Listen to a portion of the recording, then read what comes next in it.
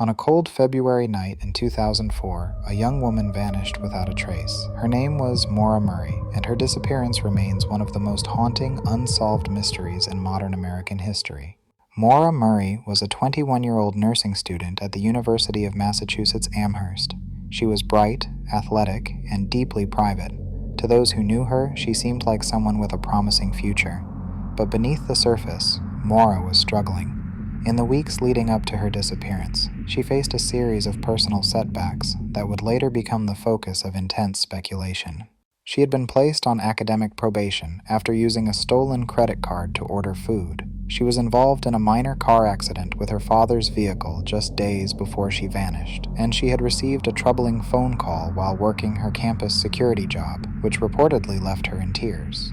These events, while seemingly unrelated, painted a picture of a young woman under pressure, emotionally, academically, and personally. On February 9, 2004, Maura emailed her professors claiming there had been a death in the family and that she would be away for a week. There was no such death. She then packed her black Saturn sedan with clothes, textbooks, and snacks. She withdrew nearly all the money from her bank account, about $280, and purchased alcohol from a nearby liquor store. Then, without telling anyone where she was going, she drove north toward the White Mountains of New Hampshire. At approximately 7:27 p.m. that evening, Maura crashed her car on a rural road in Haverhill, New Hampshire. A local resident heard the impact and called 911. Another neighbor briefly spoke with Maura, who appeared shaken but uninjured. She declined help, saying she had already called roadside assistance. But when police arrived just minutes later, Maura was gone. Her car was locked. Inside were her belongings: credit cards, snacks, a packed bag, and the alcohol she had purchased. The windshield was cracked, and the airbags had deployed, but there were no footprints in the snow leading away from the scene. No signs of a struggle, no blood, no confirmed sightings, just silence.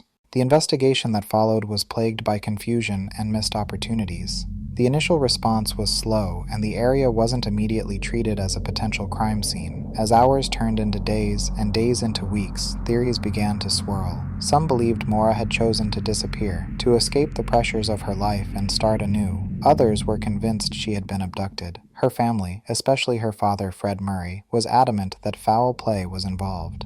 Over the years, Maura's case has become one of the most discussed and dissected missing persons cases in the United States. It has been the subject of documentaries, podcasts, Reddit threads, and countless amateur investigations. People have combed through her emails, analyzed her route, and debated every detail of her final known movements. Was she meeting someone in New Hampshire? Was she running from something or someone? Or did she simply get lost in the woods, succumbing to the cold and the dark?